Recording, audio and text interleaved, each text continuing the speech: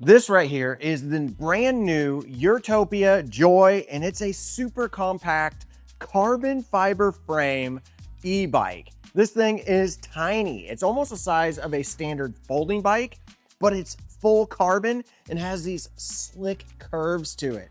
Let's go over the details on this bike and take it out for a quick test ride. So if you guys are wanting to see a full, detailed, in-depth review on this with longer ride footage, you're gonna wanna jump over to my Ride Electric review channel. But on this channel, Run Bike Mike, it's gonna be a quick overview of what this bike has to offer. And before we get started on this overview, I just wanna ask you guys one favor. Just watch this video all the way through. That's all the YouTube algorithm cares about these days. So if you could watch it all the way through, I'd greatly appreciate it. All right, so this is the Urtopia Joy. Now, Urtopia is known for making carbon fiber bikes. If you go over to their website, I put a link down below, you'll see that every bike that they offer is carbon fiber. So these bikes are naturally going to be really light in comparison to a standard aluminum bike. And with carbon fiber, they can make really unique frames. There's zero weld marks because carbon doesn't get welded. This bike is specifically designed around somebody who wants a more compact, lightweight bike. Somebody who is actually 4'11" all the way up to 6'2" can ride this bike, according to Urtopia, and I pretty much agree with that. Me being 5'11", I feel like I'm getting close to the max on this, but definitely I would say if you're 5'10" or shorter, that's gonna be the ideal zone for this particular bike. One of the cool things about this is that this seat post will raise up, but also right here, you have an additional part that you can unscrew to raise the seat even higher. Now, I don't know that that's all that necessary, but if you're 6'2", you're probably gonna wanna have that added height. Now, another unique thing on this is that this does have a stem that has an integrated computer screen on it, and this stem will actually raise and lower. So you do have a lot of adjustability on this bike, all depending on your rider height. Now, one thing that's super unique are these super short crank arms. They could have spec'd this with really long crank arms, but on this bike, they spec'd them with a much shorter crank arm. I believe they're right around 152 millimeters. A standard crank arm comes in right around 170, 175. So shorter crank arms for a much smaller bike makes a lot of sense. Now, this particular bike does have a 750 watt rear hub motor, but this entire system is a 36 volt system. Now, typically in the past, I'd be a little bit concerned about the 36 volt system not having enough power, but this bike has plenty of power for commuting around the city and just getting from place to place. I wouldn't recommend this bike for really big hill climbs. So if you have a lot of 18, 19, 20% grades that you're going to be climbing, then this probably isn't enough power for you. But if your average grade is somewhere between around 6 to 10%, I would say this bike is going to conquer those hills really, really well. Now, Urtopia is claiming with the removable battery down here that you can get upwards of 70 miles. Now, this does have a torque sensor on it, which gives it a little bit more of a natural feel. However, I did find that this particular torque sensor is very, very sensitive. So at times it does feel kind of like a cadence sensor, but it does have kind of that feel of a torque sensor also. Now, this is a torque sensor, and they call it a zero latency torque sensor. We'll see. That's pretty good. I would say that's pretty efficient. Pretty much no delay there from what I can see. And I don't feel any like kind of pushing motion. Sometimes with torque sensors, you get this kind of light on and off feel. This feels really smooth.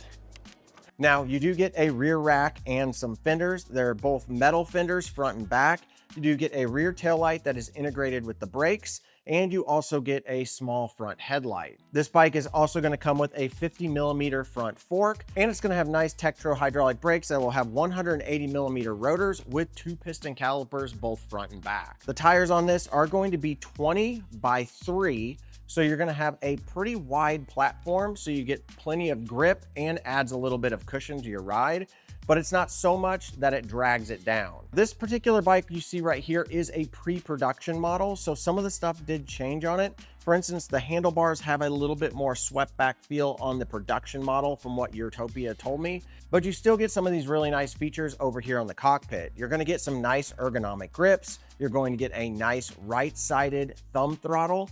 along with a 8-speed shifter that is going to be an undermount shifter. And then over here, you're going to get a bell, which is definitely a very, very loud bell. Will get plenty of people's attention while you go down the road. And then you have your control module over here. Very simple to use. You just got your up and down to switch between your pedal assist levels, turn your light on and go into a walk mode, along with your menu system. I'll be diving into the menu system over on Ride Electric Reviews. So if you want to see some of the details on this menu system, definitely go over there and check out that video. But this screen is a screen that we have seen on several other bikes on this channel. The Ride 1UP CF Racer 1 actually used this exact screen, and I really do enjoy this screen. It's nice and compact, gives you everything that you need to see. Now, I was a little surprised to see that they spec'd this with a cargo style kickstand, but I actually really like this. Since this bike is super light, it's really easy to flip that kickstand back down and then pop it back up whenever you need to use it. If we look down here at the drivetrain, it's an Altus rear derailleur along with a Shimano cassette. You get a pretty big chain ring that is going to be dual-sided over here, so you don't have to worry about your chain falling off or getting caught up in your clothes. So this bike on their website, they say is a $3,000 bike, but they seem to have it marked down to right around $2,000 pretty much all the time. As of recording this video, they have it marked down to $1,799, and I think that's more of a reasonable price. I personally feel like the $3,000 spec price is a little bit much for a bike with these features. I would expect quite a bit more for a bike at $3,000, but at $1,799 or even $2,000, I feel like a carbon fiber bike of this style fits in that price point pretty well. So let's go ahead and let's jump outside real quick and test out the pedal assist levels and then go over some of the things that I like about this bike. All right, to start off the pedal assist level, we're just gonna go ahead and pedal this without any pedal assist. And being that this bike is relatively light, under 60 pounds with the battery installed, feels pretty simple to pedal. All right, let's go ahead. We got an e-bike, let's use it. See what this bike will go up to. Now, I haven't gone into the menu system yet and changed the speed, so I'm not sure what the maximum speed is on this bike right now. But just pedaling comfortably, I'm getting about 13 miles an hour on Eco. Let's go to Tour. But Tour is getting us up to about 15 miles an hour. Now boost mode should get us going a little bit quicker. Again, I'm just kind of casually pedaling here. I'm not going all out because the way a torque sensor works is the more pressure you put on the pedals, the more power you're gonna get. And I figure most people are just gonna be kind of casually riding. So that's how I'm gonna test it. Well, we got up to 19.1 right there. And there is a turbo mode. Woo! Feel that kind of kick in. And it is going to max out at 20 miles an hour.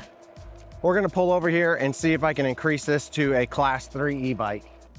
All right, let's give it a go. We've got a pretty long stretch here. Let's see what the throttle will get up to, and then we'll test the pedal assist speed and see if we get it up to 25.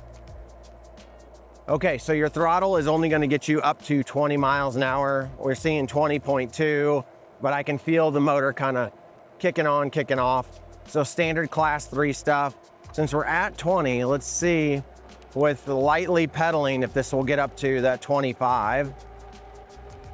So far, it's doing a good job. So right up there, according to the display, it's getting to about 24 miles an hour. All right, guys, if you enjoyed this video, I would appreciate it if you click the subscribe button and the like button. Leave me a comment. What do you think of bikes coming in carbon fiber that are in this style and in this price range? Do you think it's worth it, or do you think that they should have just gone with aluminum? And also, guys, if you're really enjoying this content, jump over to my Patreon. For as little as $3 a month, you get access to all my channels, and you can direct message me. If that's something that you're interested in, I'll put that link down below, and you can check it out for more details. But as always, guys, get out there and ride your bike. I got you, yeah, SOS, thought you was a threat. I do real life, do no tip for tat on the internet. Now I do that, see, I bet.